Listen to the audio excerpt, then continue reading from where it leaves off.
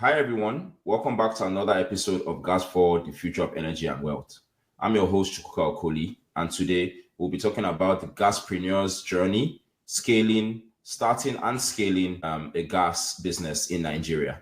So before we dive in, we'll give a special shout out to Radiant Money, who are our financial partner.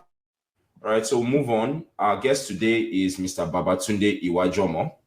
So Mr. Babatunde Iwajomo is executive officer of the Tina B Nigeria Limited, which is a pioneering company in the LPG sector, LPG being liquefied petroleum gas. So with over a decade of industrial experience, he has established himself as a respected figure in the clean energy space, leading strategic efforts and improving access to affordable and sustainable gas solutions across Nigeria. Under his leadership, Tina B Nigeria Limited has grown into a trusted energy partner, recognized for its commitment to safety, innovation, and community development. Mr. Babatunde's vision has extended beyond business. He's very passionate about nurturing African talent, promoting ethical leadership, and bridging the energy gap to unlock economic opportunities. As a continual learner, and a global thinker, Mr. Babatunde draws on insights from executive programs and international networks to shape a more energy secure and inclusive future. Mr. Babatunde, it is very good to have you here on our podcast.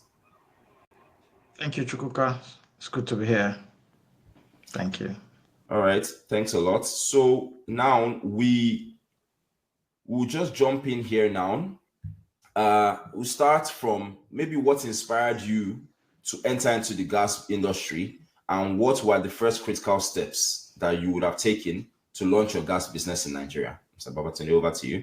Thank you very much. My very first big job was actually in the liquefied petroleum gas industry. I got a job with one of the national oil companies in Nigeria, and I was managing one of their largest gas plants. So I had the privilege to understand the basics, to also manage a very solid team. And it was from there that my interest in the gas sector continued to grow, and I decided to go fully into the gas business. Okay, that's very thoughtful. So you kind of had an opportunity that was presented in front of you, and then you kind of took a step of faith, and then you entered the gas business. So say these entry challenges, what would have been some of the toughest or the tougher challenges that you as an entrepreneur would have faced starting this gas business in Nigeria, especially around licensing, like logistics and or supply? All right, that's a very good question. It's usually a bit confusing because the LPG industry is multifaceted. It could be a bit confusing which aspect of it, which niche you can actually step into or start from. And then for instance, there is, operations regarding, refill plants. There is the logistics aspect regarding haulage. And there is the terminal operations where you have bulk storage of liquefied gas. Now, all these different aspects of the business have their licensing requirements. They also have, their, I would say, capital requirements, working capital requirements, so to speak. So you need to see what you have. You need to, do an assessment of where you are, what you have in terms of resources, the resources you have available to you, your technical knowledge and understanding of the niche that you want to play in, and then get the understanding of the licensing requirements, because gas is heavily regulated. As you can imagine, it's a very hazardous product, and if not well managed, it could lead to a lot of problems. So government is very, very keen. We have a regulator in the industry, and the licensing regime is very strict. So in a nutshell, you have to look at the resources available to you. You need to know whether, okay, these resources can enable me play in the retail space. These resources will enable me play in the logistics space, and maybe I have enough money to buy a truck of LPG and begin to do haulage. So that's the thought process that you need to follow before you dive in.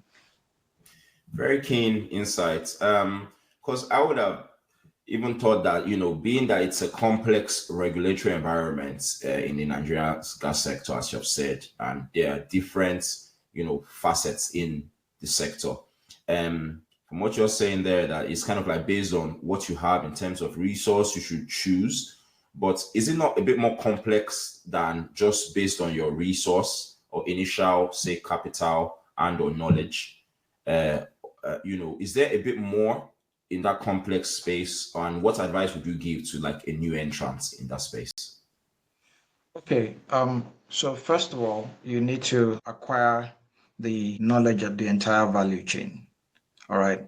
You would see how gas basically, is, if we look at the Nigerian market, for instance, you would know the sources where the Nigerian LPG, all the LPG that comes into the Nigerian market is sourced, and you'll be able to follow the trail, how it gets to the end user, right? That helps you to know the entire value chain. So for instance, in Nigeria is currently doing about 1.2 million metric tons per annum. Okay. Some of that gas is produced locally.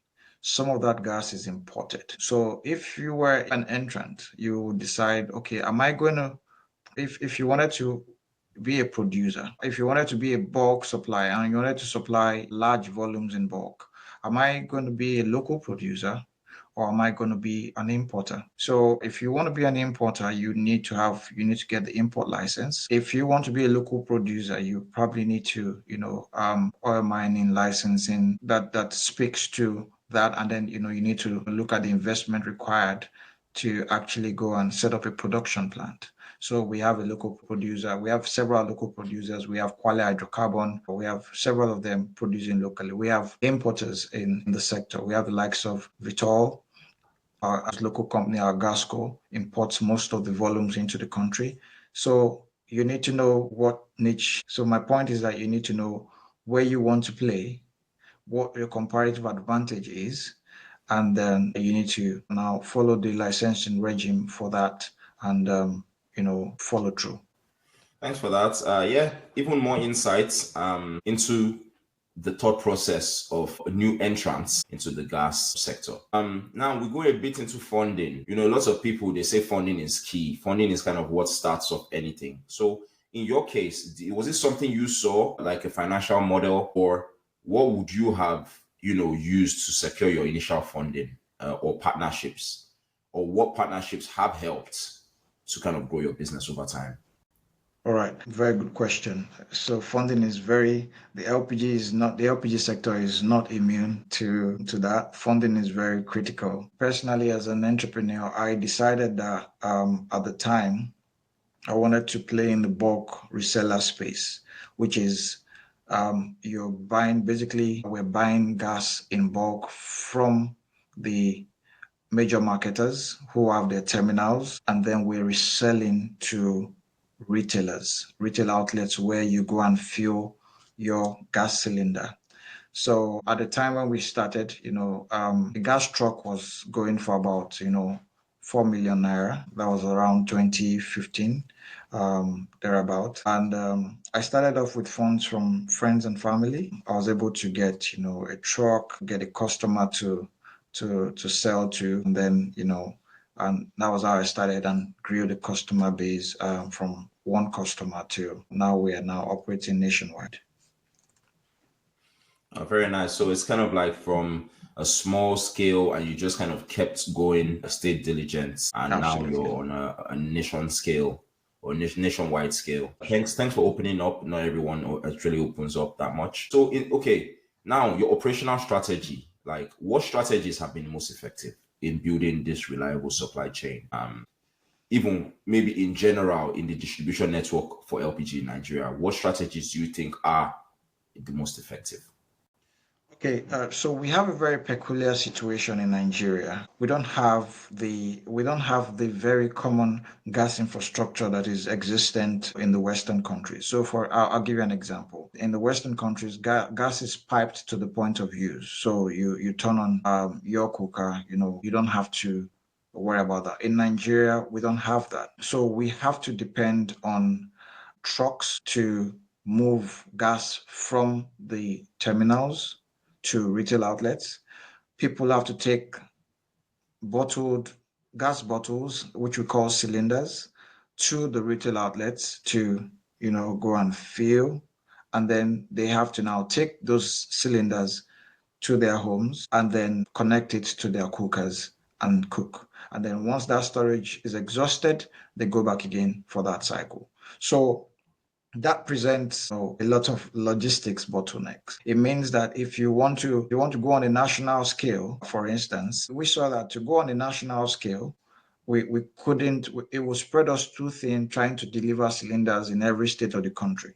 So that was why we focused on, selling to retailers, get a truck easily to go and load at the terminals, and we could, deliver gas to any retail outlets nationwide. So we're able to, find a niche that didn't have too much of bottlenecks in terms of operational efficiency.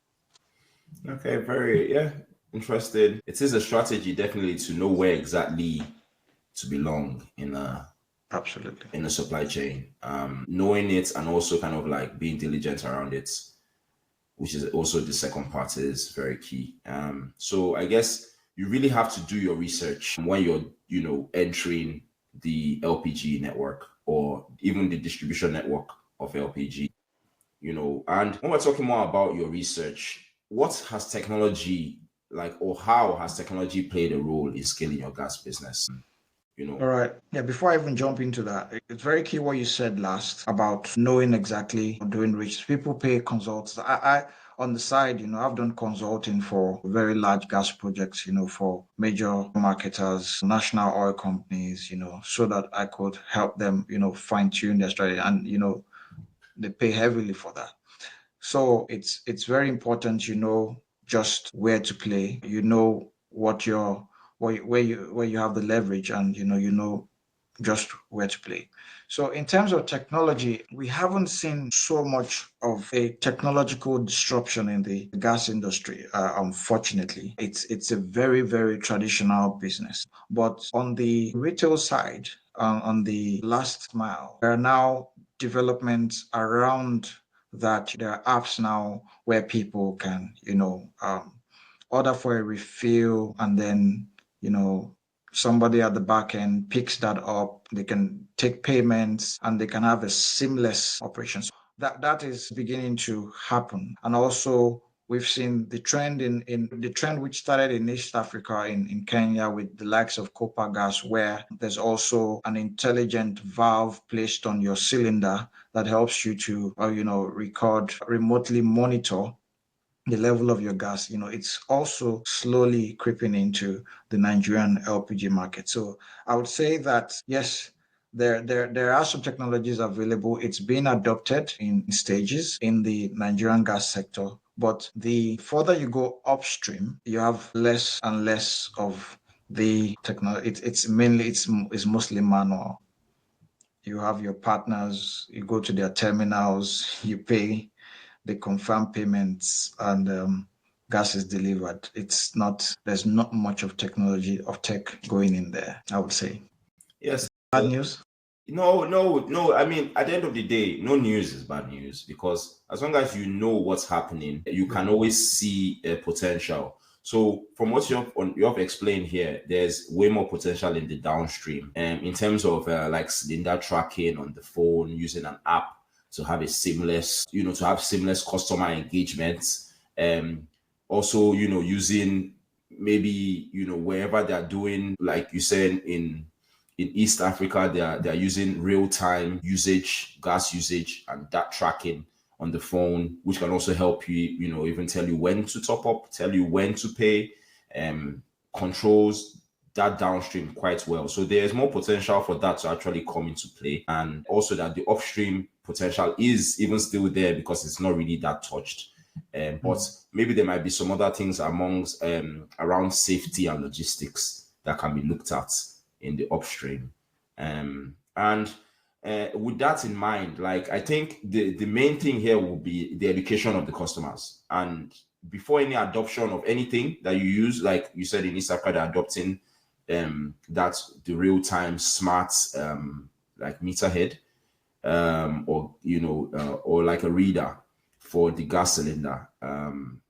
What efforts do you think might have been made, say, to educate the consumers about LPG, especially in safety and in benefits of LPG? And how does this affect the trust and adoption of LPG? Oh, very good question. So the Nigerian market has been evolving over time. In the last 10, 15 years, a lot of progress has been made.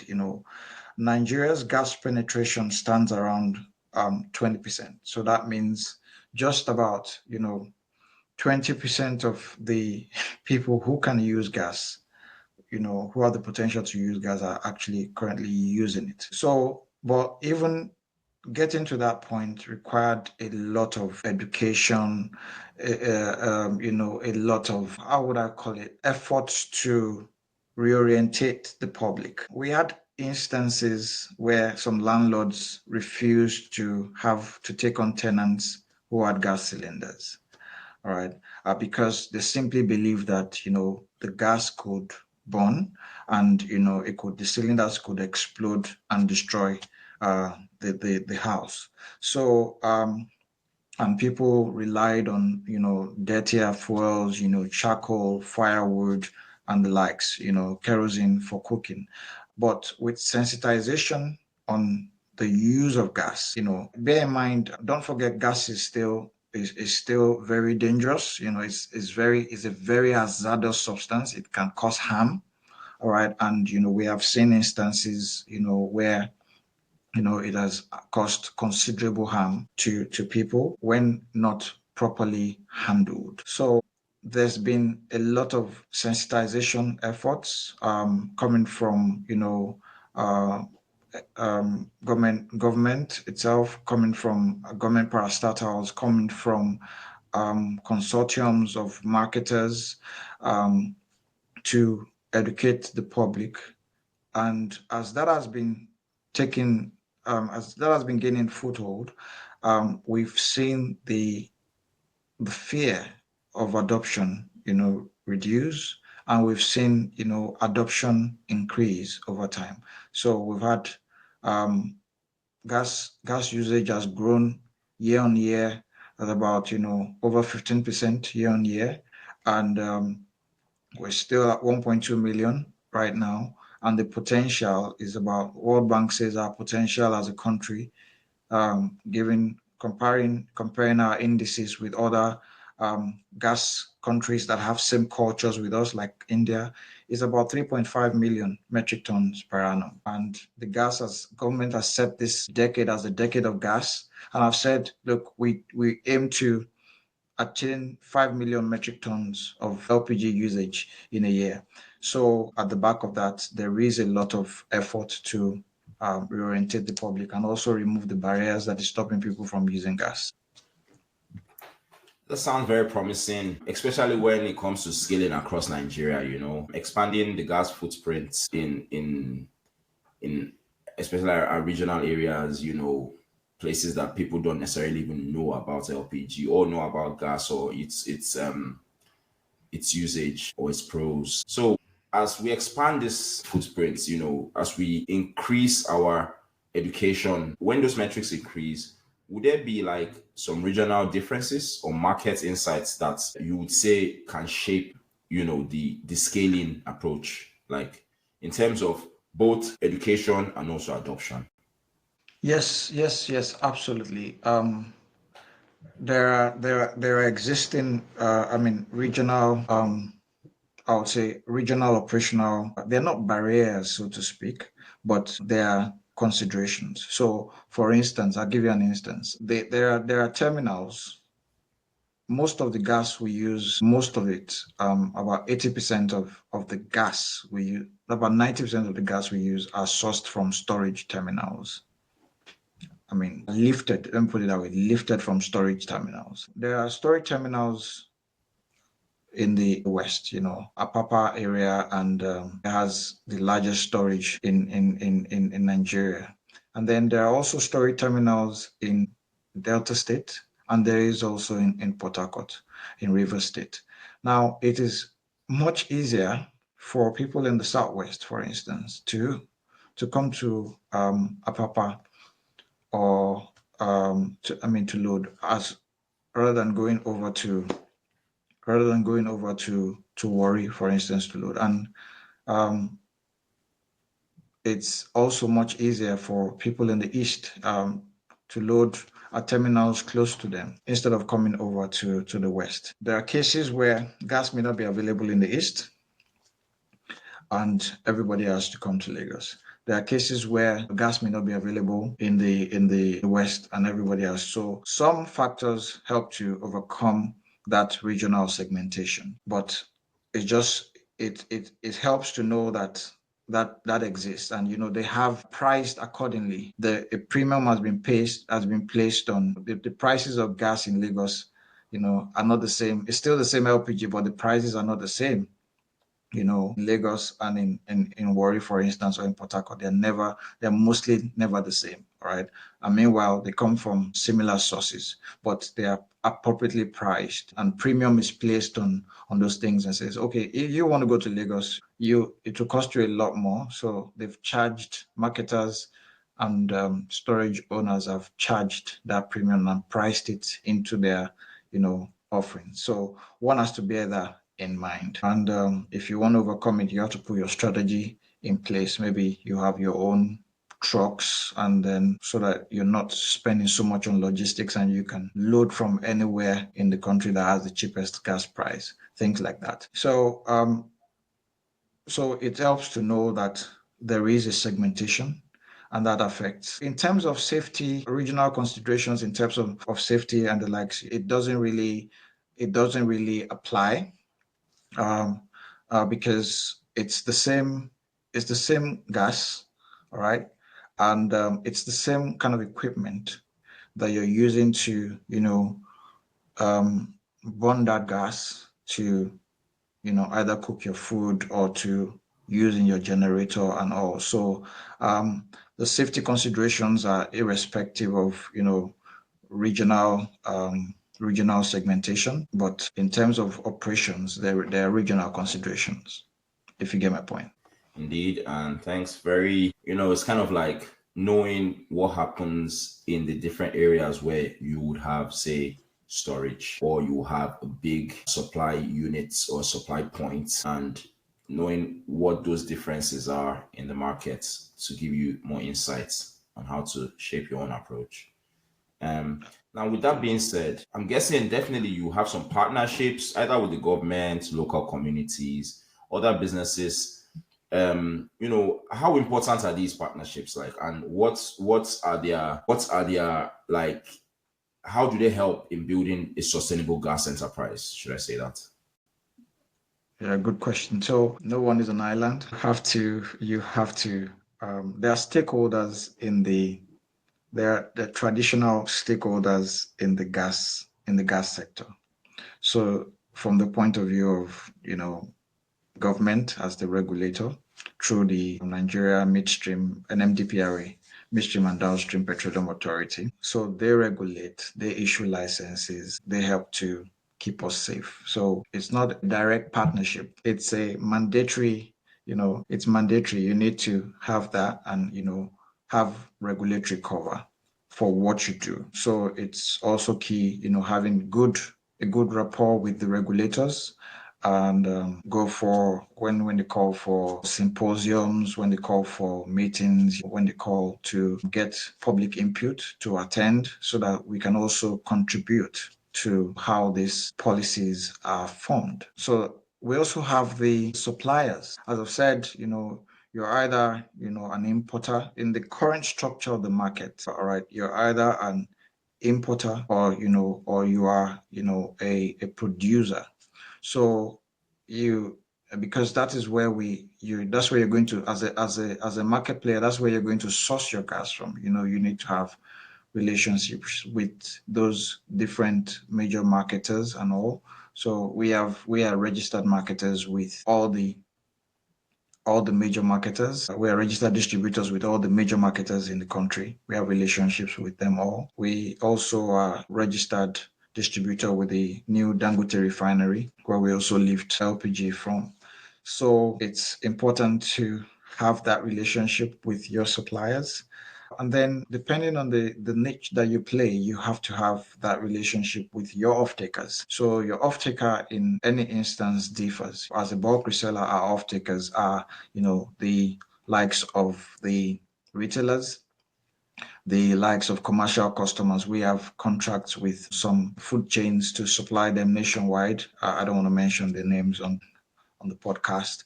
So so you have to have a solid relationship with the people who are of taking your gas. So and then lastly, with all the industry associations, all the players in the industry, it's good to also we have the NLPGA, the Nigerian Liquefied Petroleum Gas Association. There's several gas associations that help to provide a common voice for the gas industry. Okay, so look, it's been very wonderful. I know a few things I've taken from this is know where you are going to enter the market, do your research, definitely get the partners that are worthwhile keeping that relationship going, have all of this kind of like set up. But would there be any other advice, say if you are mentoring a young Nigerian entrepreneur today, let's just maybe say 3 non-negotiable principles that you would want to share for succeeding in the gas industry? What would you say they are? Yeah, it's very important to be willing to learn and to you have that readiness to launch out. You can actually you can have all the knowledge, have all the understanding, but be very stifled by the fear to try the unknown. So I would say, have an open mind to launch out, then get a mentor who can support you, who can guide you in the process. Okay, thank you, Mr. Babatunde. And thank you for sharing your expertise, shedding a bit of light on the ways, of the LPG industry in Nigeria. This is very invaluable. Your insights have been very, very helpful into shedding more light, definitely. So to all our listeners, thank you for tuning in. Don't forget to subscribe to Gas Forward, the future of energy and wealth on your preferred podcast platform. You could kindly subscribe on our YouTube channel, or you can follow and like on our Facebook, Instagram, or our Twitter. You can also check us on our website, which is www.doowe.ng, which is www.doowe.ng. Until next time, please stay safe and keep advocating for clean energy solutions. Thank you, Mr. Babatunde, for your time and for your efforts.